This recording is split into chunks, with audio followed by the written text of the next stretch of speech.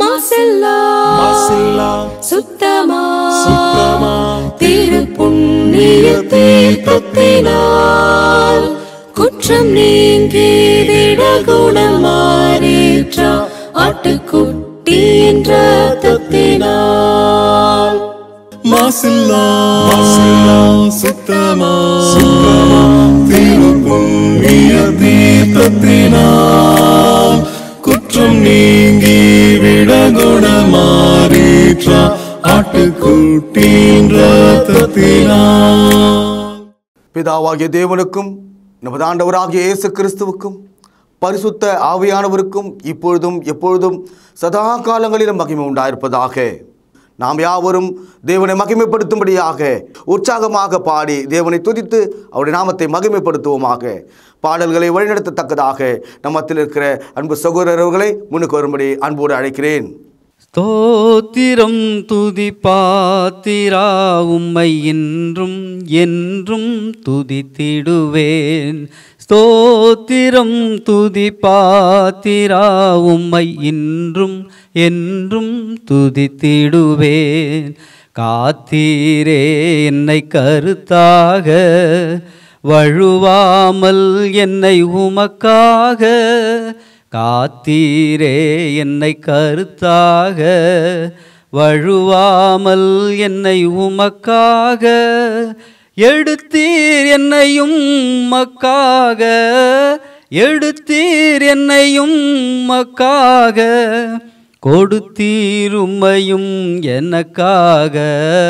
ஸ்தோத்திரம் துதி பாத்திரா உம்மை இன்றும் என்றும் துதித்திடுவேன். கண்ணின் மணி போல் காத்திரே உம்மை துதியே துதியே துதித்திடுவேன். கண்ணின் மணி போல் காத்திரே உம்மை துதியே துதியே துதித்திடுவேன். அண்ணலே உந்தன் அருளாலே அடியாரை கண் பார்த்தீரே. அண்ணலே உந்தன் அருளாலே அடியாரை கண் பார்த்தீரே. மன்னாயமக்கும் நீர்தானே, மன்னாயமக்கும் நீர்தானே. எந்நாளும் எங்கள் துணை நீரே. ஸ்தோத்திரம் துதி பாத்திரா உம்மை இன்றும் என்றும் துதித்திடுவேன். ஸ்தோத்திரம் துதி பாத்திரா உம்மை இன்றும் என்றும் துதித்திடுவேன். இந்த தொழுகையின் முதல் ஜெபத்தை தேவன சமூகத்துக்கு ஒரு பலி போல எடுக்கத்தக்கதாக நம்மத்தில் இருக்கிற சகோதரரை அன்போடு அழைக்கிறேன். பரலோகத்தில் வாசமாக இருக்கிற எங்கள் நல்ல பிதாவே, இக்காலத்தில் எங்களை அற்புதமாக வழிநடத்தி கொண்டு வருகிறவரே, உம் கிருபையாலும் உம் இரக்கத்தாலும் நாங்கள் வாழுகிறோம். எங்களால் ஆகுமென்று யோசிக்கும் தகுதி கூட இல்லாதவர்கள். எங்களுடைய தகுதியெல்லாம் உமது குமாரனும் எங்கள் ஆண்டவருமாகிய இயேசுவில் இருக்கிறது. இந்த நாளிலே அவர் மூலமாய் அவர் இரத்தத்தால் கழுவப்பட்டவர்களாய் பலவீனராகிய நாங்கள் ஆவியின் பலத்தால் உம் சமூகத்திலே வந்து உம்மை தொழுது கொள்ள காத்திருக்கிறோம். நல்ல பிதாவே, எல்லாருமாய் சேர்ந்து எங்களை ஒரு பலி போல மொத்தமாக பலிபீடத்தின் மேலே ஒப்புக் கொடுக்கிறோம். இந்த நாளில் உம்மை தொழுது கொள்வதனால் உண்டாகிற ஆசீர்வாதம், சமாதானம், சுகம் அனைத்தையும் பெற்றுக்கொள்ள வாஞ்சையாய் எங்களை தாழ்த்துகிறோம். எங்கள் பாவ குற்றங்களை மன்னித்து எங்களை சுகந்த வாசனையாக முகர்ந்து எங்களை பலியாக ஏற்றுக்கொண்டு ஆசீர்வதிப்பீராக.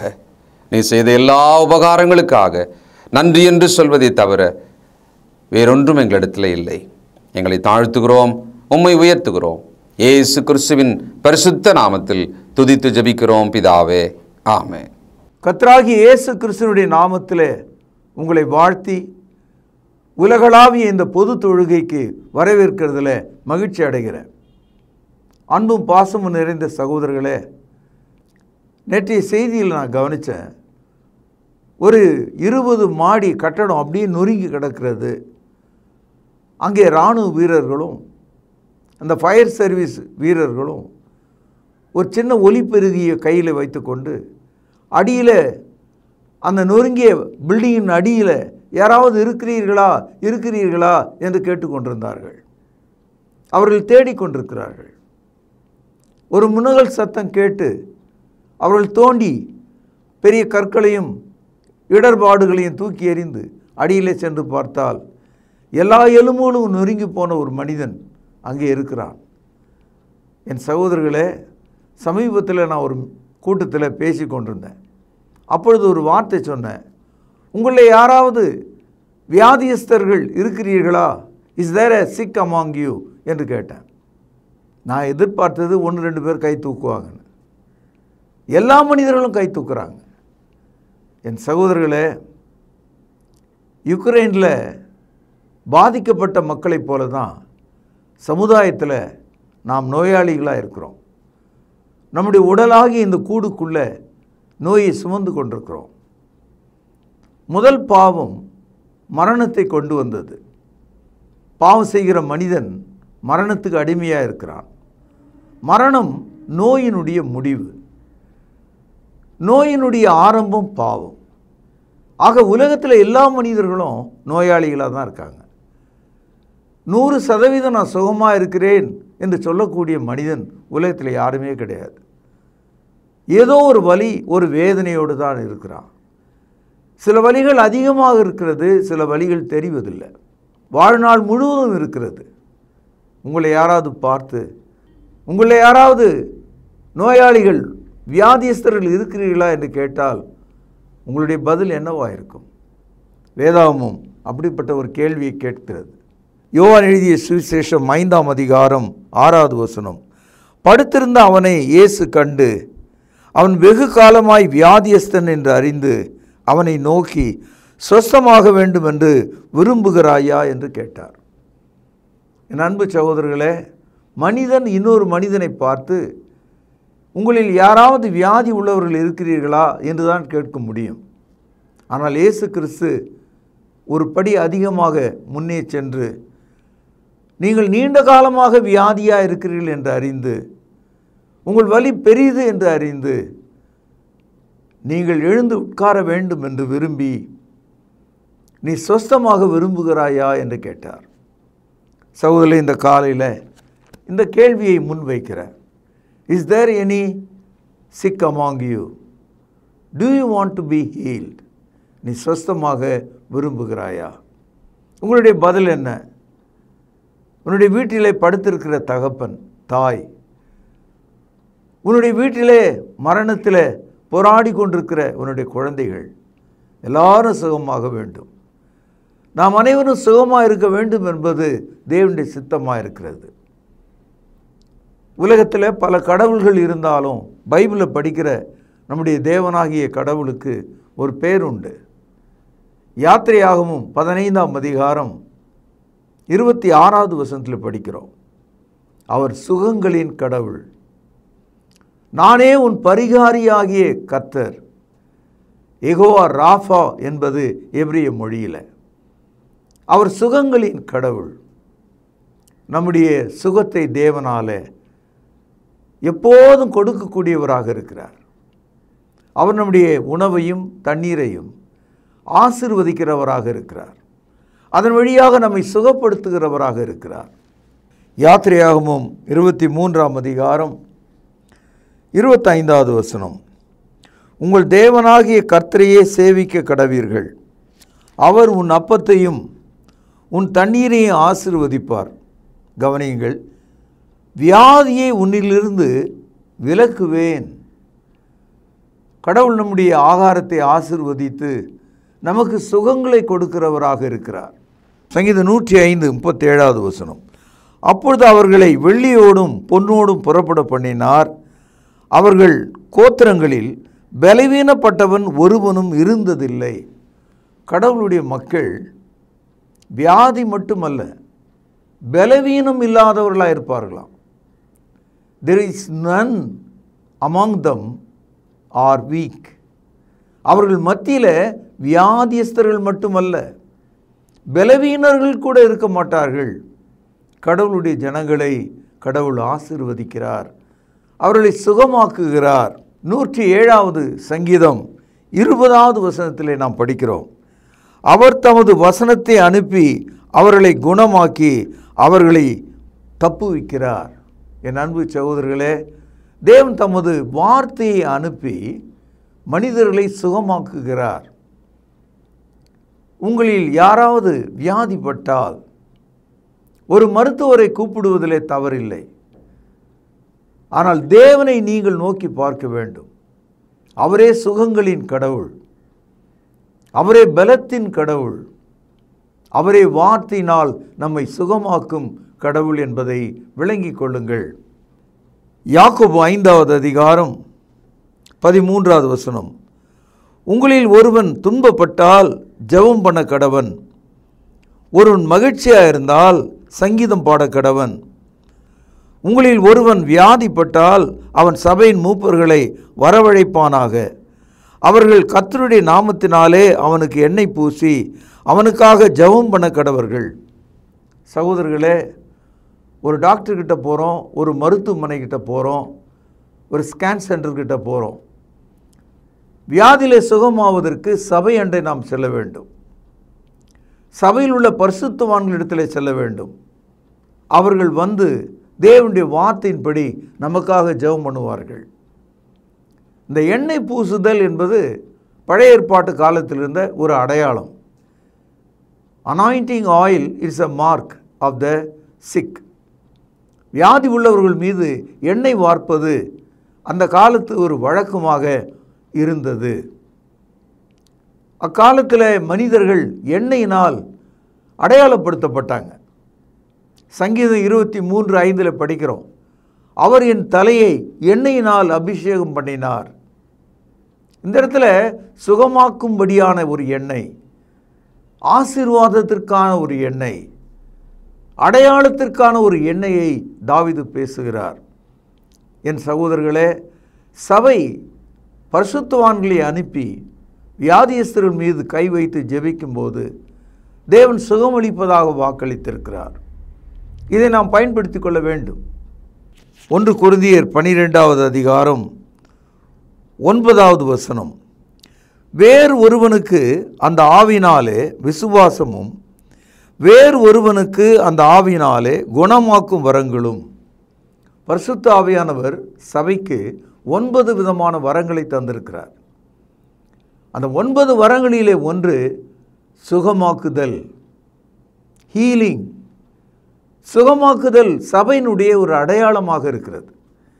ஆகவே நாம் பரிசுத்தவான்களை அழைத்து மூப்பர்களை அழைத்து ஜெபம் பண்ணும்படி கேட்கும்போது, அக்காலத்தில் எண்ணெய் பூசி ஜெபிப்பது வழக்கமாக இருந்ததுனால அந்த வசனம் அப்படி இருக்கிறது. அவர்கள் எண்ணெய் பூசி அவனுக்காக ஜெபிக்க வேண்டும் என்று நாம் படிக்கிறோம். சகோதரர்களே, எப்போதுமே பழைய ஏற்பாட்டு கால பரிசுத்தவான்கள் அந்த பழைய முறைமையின்படி சிறிதளவு எண்ணெயை அவர்கள் கையில் வைத்து அடையாளப்படுத்துவது வழக்கம். லூக்கா எழுதிய சுவிசேஷம் 10ஆம் அதிகாரம் 34வது வசனம், கிட்டே வந்து அவனுடைய காயங்களில் எண்ணெயும் திராட்சரசமும் வார்த்து காயங்களை கட்டி அவனை தன் சுய வாகனத்தின் மேல் ஏற்றி சத்திரத்துக்கு கொண்டு போய் அவனை பராமரித்தான்.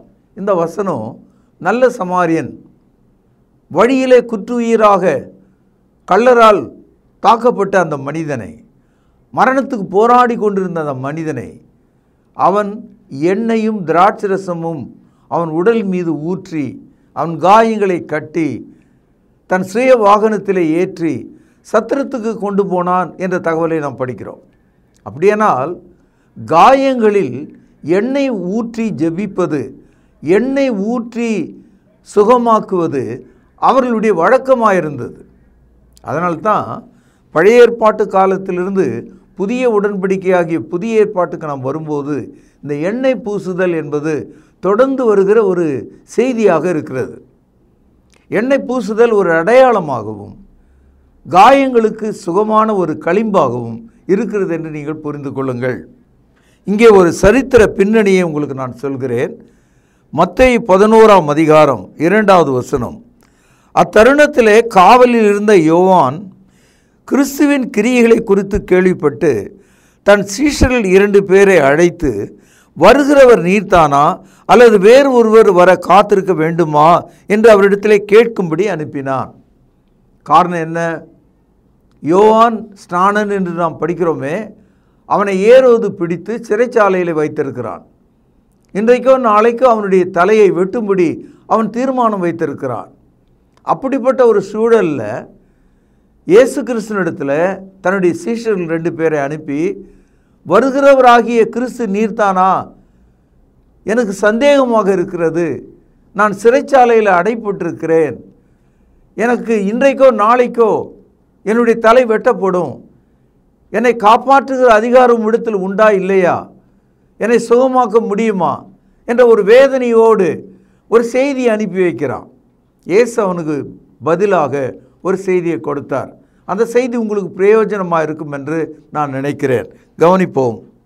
மத்தேயு 11ஆம் அதிகாரம் 4வது வசனம் முதல். இயேசு அவர்களுக்கு பிரதியுத்தரமாக, நீங்கள் கேட்கிறதையும் காண்கிறதையும் யோவானிடத்தில் போய் அறிவியுங்கள். குருடர் பார்வையடைகிறார்கள் 1, சப்பானிகள் நடக்கிறார்கள் 2, குஷ்டரோகிகள் சுத்தமாகிறார்கள் 3, செவிடர்கள் கேட்கிறார்கள் 4, மரித்தோர் எழுந்திருக்கிறார்கள் 5, தரித்திரருக்கு சுவிசேஷம் பிரசங்கிக்கப்படுகிறது. இயேசு யோவான் ஸ்நானனுக்கு தன்னை அடையாளப்படுத்துகிறார். தான் மேசியா என்று அவனுக்கு சொல்கிறார். மனிதனுக்கு புரியக்கூடிய வகையில் அற்புதங்களை அடையாளப்படுத்துகிறார். அந்த அற்புதங்கள் எப்படிப்பட்டவைகள்? பார்வை சம்பந்தமான அற்புதங்கள், எலும்பு சம்பந்தமான அற்புதங்கள், தோல்வியாதி சம்பந்தமான அற்புதங்கள், கேட்கும் திறன் சம்பந்தமான அற்புதங்கள், மரணத்தின் மீது இருக்கிற அற்புதங்கள், ஏழைகளுக்கு சொல்லப்பட்ட சுவிசேஷம். இயேசு இவைகளை எல்லாம் வரிசைப்படுத்தி சொல்கிறார். அப்படியானால் கிறிஸ்தவம் என்பது கடந்த 2000 ஆண்டுகளாக உலகம் முழுவதும் எந்த தேசத்திலும் அது நற்செய்தியாய் சொல்லப்படும் போது, தேவன் உங்கள் வாழ்க்கையை மாற்றுகிறார், உங்களுக்கு சுகத்தை கொடுக்கிறார், அவர் சுகங்களின் தேவன் என்பதை சொல்லுகிறது. இயேசு உங்களை சுகமாக்குறவர் என்று உங்களுக்கு சொல்லுகிறது. என் அன்பு சகோதரர்களே, இதை பொறுக்க முடியாத மக்கள் தான் கிறிஸ்தவத்தை தூஷிக்கிறார்கள். கிறிஸ்தவம் சுகத்தின் மார்க்கம். Christianity is a religion of healing. It heals your soul and body. அவர் உன் ஆத்துமாவையும் உன் சரீரத்தையும் சுகமாக்கக்கூடியவராயிருக்கிறார். யாக்கோபு 5ஆம் அதிகாரம் 14வது வசனம். உங்களில் ஒருவன் வியாதிப்பட்டால், இந்த வார்த்தைக்குள்ளே நீங்களும் இருக்கிறீர்கள், நானும் இருக்கிறேன். நாம் அனைவரும் வியாதிப்பட்டிருக்கிறோம். சில வியாதிகள் கொஞ்ச வலியோடு சில நாட்களில் போய்விடும். சில வியாதிகள் நம்முடைய வாழ்க்கை முழுவதும் நம் மீது இருக்கும். மூக்கு இருக்கிற வரைக்கும் சளி இருக்கும், தோல் இருக்கிற வரைக்கும் நோய் இருக்கும் அப்படின்னு ஒரு பழமொழி உண்டு. என் அன்பு சகோதரர்களே, எல்லா வியாதிகளையும் இயேசு கிறிஸ்துவினுடைய மரணம் சுமந்தது, அவருடைய சரீரம் சுமந்தது என்று வேத வாக்கியத்தில் நாம் படிக்கிறோம். ஏசாயா தீர்க்க தரிசன புத்தகம் 53வது அதிகாரம் 4வது வசனம், பக்கம் 860, பழைய ஏற்பாடு. மெய்யாகவே அவர் நம்முடைய பாடுகளை ஏற்றுக்கொண்டு நம்முடைய துக்கங்களை சுமந்தார், நாமோ அவர் தேவனால் அடிபட்டு வாதிக்கப்பட்டு சிறுமைப்பட்டவர் என்று எண்ணினோம். கிறிஸ்துவானவர் நம்முடைய பாடுகளை, நம்முடைய நோய்களை சிலுவையிலே சுமந்தார். 1 பேதுரு 2வது அதிகாரம் 24வது வசனம். நாம் பாவங்களுக்கு செத்து நீதிக்கு பிழைக்கும்படிக்கு, கவனிங்கள், அவர் தாமே தமது சரீரத்தில் நம்முடைய பாவங்களை சிலுவையின் மேலே சுமந்தார், அவருடைய தழும்புகளால் குணமானீர்கள். இயேசு கிறிஸ்துவினுடைய உயிர்த்தெழுதலால் நாம் குணமாகிறோம். இயேசு நம்முடைய பாவங்களை சிலுவையிலே சுமந்தார். பாவங்களுடைய பலன் தான் நோய்கள், அதனுடைய முடிவான எல்லை தான் மரணம். பாவம், நோய், மரணம், இந்த வரிசையில் நாம் இருக்கிறோம். சிலுவை நமக்கு அதை காட்டுகிறது. இயேசுனுடைய உயிர்த்தெழுதல் அவருடைய தழும்புகளை நமக்கு காண்பிக்கிறது. அந்த தழும்புகளால், அந்த வெற்றியினால், இயேசுவின் உயிர்த்தெழுதலால் தேவன் நம்மை சுகமாக்குகிறார். இந்த காலையில் அந்த கல்லறையிலிருந்து எழுந்த இயேசுவின் உயிர்த்தெழுதலை விசுவாசிக்கிற நீங்கள் உங்கள் வியாதிகளில் இருந்து சுகமடைய வேண்டும் என்று நான் செபிக்கிறேன். உங்கள் நோய்களிலிருந்து நீங்கள் சுஸ்தமாக வேண்டும் என்று நான் செபிக்கிறேன். அற்புத சுகத்தை தேவன் உங்களுக்கு தருவார் என்று ஆசீர்வதித்து நற்செய்தியை நான் இங்கே நிறைவு செய்கிறேன். பிரார்த்தனை செய்வோம். கிருபையும் இரக்கமும் தயவும் நிறைந்த தகப்பனே, அவருடைய தழும்புகளால் நாங்கள் குணமாகிறோம் என்ற சத்தியத்திற்காக உம்மை நன்றி செலுத்துகிறேன். கேட்ட மக்களுக்கு சுகந்தார ஆண்டவரே, நீண்ட காலமாக படுத்திருக்கிற மக்கள் அவர்கள் சுஸ்தமடைய வேண்டும் என்று விரும்புகிறார்கள். பணமும் இல்லை, மருத்துவமும் இல்லை ஆண்டவரே, ஒதுக்கப்பட்டிருக்கிறார்கள், கைவிடப்பட்டிருக்கிறார்கள், பயத்திலே சாகிறார்கள். ஜனங்களை ரட்சியும். அப்படி போல யுக்ரைன் தேசத்தில் லட்சோப லட்ச மக்கள் காயப்பட்டிருக்கிறார்கள். அவருடைய காயங்களை ஆற்றும். அவர்களுக்கு தேவ சமாதானத்தை தந்தரலும். கேட்ட யாவரையும் ஆசீர்வதியும். ஆண்டவர் இயேசுவின் நாமத்தில் ஜெபம் கேளும் ஜீவனுள்ள எங்கள் நல்ல பிதாவே, ஆமென். நம்முடைய கர்த்தராகிய இயேசு கிறிஸ்துவின் கிருபையும் பிதாவின் அன்பும் பரிசுத்த ஆவியானவரின் ஆசீர்வாதமும் வழி நடத்துதலும் நம் அனைவரோடும் சதா காலங்களிலும் நிலைத்திருப்பதாக. ஆமென். கிறிஸ்து இயேசு தம்முடைய சரீரத்தை நமக்காக கிழிக்கு கொடுத்து தன்னுடைய இரத்தத்தை சிந்தினார். அவருடைய பந்தியை நினைவு கூறத்தக்கதாக நாம் ஆயத்தமாவோம். வழிநடத்தும்படியாக சகோதரர்களை அன்போடு அழைக்கின்றோம். கர்த்தருடைய பந்தியிலே பங்கு கொள்ளும்படி நம்மை நாமே ஆயத்தப்படுத்துவோம். ஆண்டவராகிய இயேசு கிறிஸ்து காட்டி கொடுக்கப்பட்ட அன்று ராத்திரியிலே அப்பத்தை எடுத்து ஆசீர்வதித்து, இதை பிட்டு நீங்கள் வாங்கி புசியுங்கள், இது உங்களுக்காக பிற்கப்படுகிற என்னுடைய சரீரமாய் இருக்கிறது என்று சொல்லியிருக்கிறார். அப்பத்திற்காக நாம் ஜெபித்து இதில் பங்கு கொள்வோம்.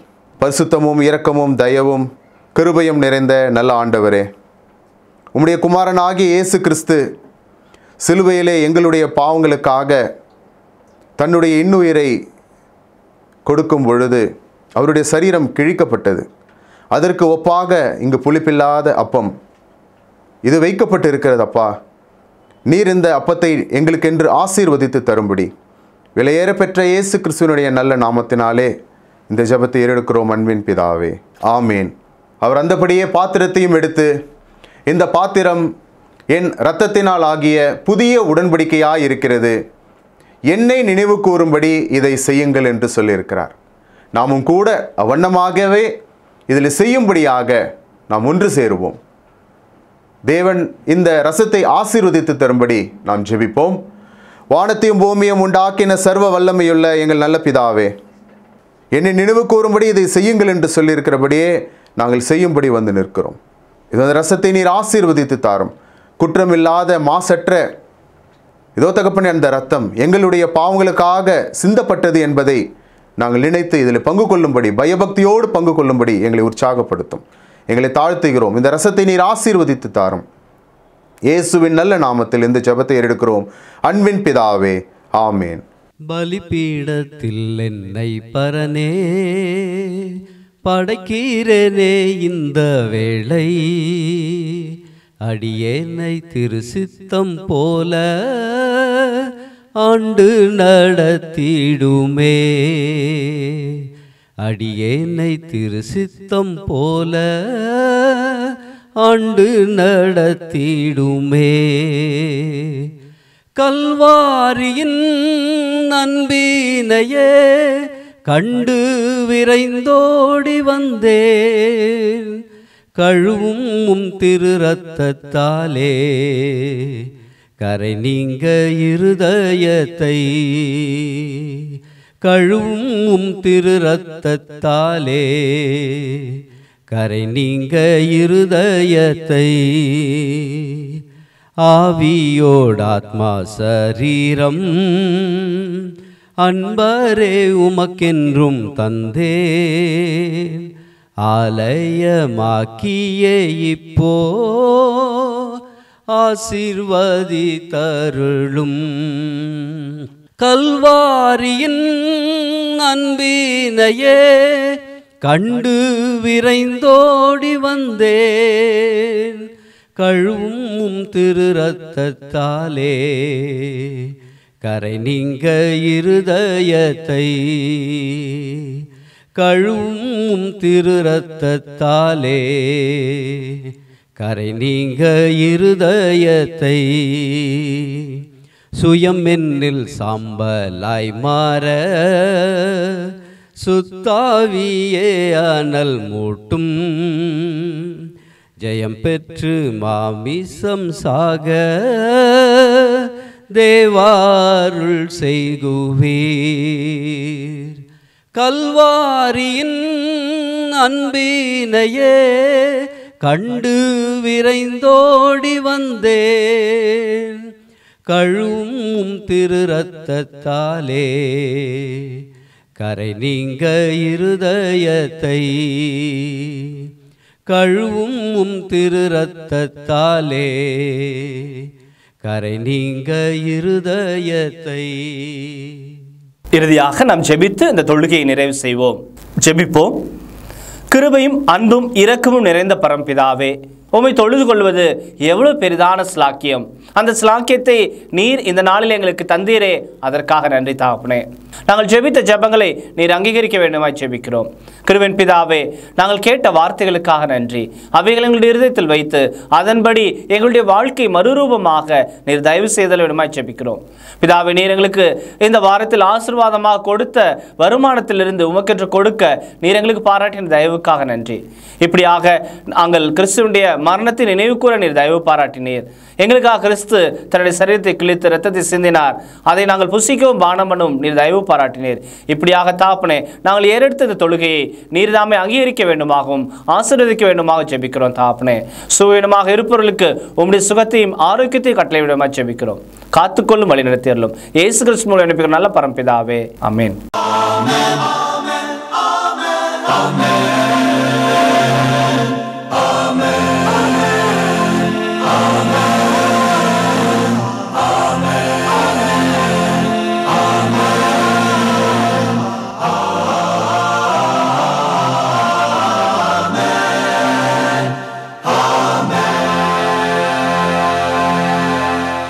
அன்பான சகோதர சகோதரிகளை மீண்டும் சந்திப்பதில் நான் மகிழ்ச்சி அடைகிறேன். விசேஷமாக உங்களிடத்தில் ஒரு வேண்டுகோள், ஒரு ரெக்வெஸ்ட் என்ன அப்படின்னா, நம்முடைய பைபிள் அவர் ப்ரோக்ராம் பலவிதமான சேனல்களில் வருது. அதோடு கூட ரொம்ப முக்கியமாக இப்பொழுது உங்களிடத்தில் பொதுவாகவே நம்ம திருமறை நேரம் நிகழ்ச்சியில் பணம் கொடுங்க, இந்த நம்பர் பாருங்கள், அனுப்புங்க அப்படின்னு நம்ம கேட்டதே கிடையாது. ஆனால் மிகப்பெரிய ஒரு ரெக்வெஸ்ட்டை, மிகப்பெரிய ஒரு விண்ணப்பத்தை உங்கள் முன்னால் நான் இப்போ வைக்கலான் இருக்கேன். அது என்னென்னா, நம்முடைய பைபிள் அவர் டிவியினுடைய யூடியூப் சேனலை நீங்கள் பார்க்குறீங்க நிறைய பேர். ஒரே ஒரு விஷயம், அதை பிறருக்கு அறிமுகம் செய்யுங்கள். அடுத்தது சப்ஸ்கிரைப் பண்ணுங்கள். இந்த லைக் பண்ணுங்கன்னு நான் சொல்ல மாட்டேன், அக்செப்ட் பண்ணுங்கள். ஏன்னா ட்ரூத் இல்லையா அது, அதை நாம் அக்செப்ட் தானே பண்ணணும் இல்லையா? அடுத்தது அந்த வியூஸ் எவ்வளவு பார்க்குறாங்களோ அவ்வளவு தூரத்துக்கு நாம் அந்த வசன விதைகளை இன்னொருவருக்கு நாம் கொண்டு சென்றதாக இருக்கும். பழைய ஏற்பாட்டு காலத்தில் குஷ்ரோகிகள் எல்லாருமே சாகிற ஒரு தருவாயில் ஊரே இருக்குது, பட்டணமே இருக்குது. இவங்க அந்த கோட்டையினுடைய எல்லைக்கு வந்த உடனே பகைஞரெல்லாம் ஓடி போயிட்டு உணவுப் பொருள்லாம் கிடக்கிறத பார்த்த உடனே, ஆஹா, இந்த நற்செய்தியை நாம் சொல்லாமல் போனால் நமக்கு ஐயோ என்று சொல்லி அவங்க நல்ல செய்தியை கொண்டு போய் ஊரில் சொன்னாங்க. அதுபோல் இந்த சுவிசேஷம், இந்த சத்தியம், இந்த கிறிஸ்தவ விழிப்புணர்வு ஒருவர் பேச அதை மற்றவர்களுக்கு அறிமுகம் செய்கிற ஒரு வேலையை, ஒரு அந்திரியாவினுடைய வேலையை அவர் தானே பண்ணார். இயேசுவை கண்டேன், வந்து பாருங்க அப்படின்னார். அதை நீங்கள் செய்யும்படி உங்களை அன்போடு கூட கேட்டுக்கொள்கிறேன். சப்ஸ்கிரைப் பண்ணுங்கள், மற்றவர்களுக்கு ஷேர் பண்ணுங்கள், இந்த ட்ரூத்தை அக்செப்ட் பண்ணுங்கள். மற்றவர்கள் இதை அக்செப்ட் பண்ணுறதுக்கு நீங்கள் ஒரு கருவியாக, உதவியாக இருங்க. நிச்சயம் இது நிமித்தமாக இந்த சுவிசேஷ ஊழியத்தினுடைய பலனில் உங்களுக்கு பங்குண்டு இல்லையா? God bless you. தேவன் உங்களை ஆசீர்வதிப்பாராக. நன்றி. அன்பானவர்களே, புதிய ஏற்பாட்டு தொழுகைக்கு திரும்புங்கள். இடம் YMCA வளாகம், ஹைகோர்ட் எதிரில், பிரதி ஞாயிறு காலை 11 மணி அளவில் அன்புடன் அழைக்கிறோம். Come and worship with us every Sunday at 11 a.m. YMCA Hall, opposite High Court, Parish Corner. கர்த்தாவே, தேவர்களில் உமக்குப்பானவர் யார்? வானத்திலும் பூமியிலும் உமக்குப்பானவர் யார்? உமக்குப்பானவர் யார்? உமக்குப்பானவர் யார்? வானத்திலும் பூமியிலும் உமக்குப்பானவர் யார்? வானத்திலும் பூமியிலும் உமக்குப்பானவர் யார்?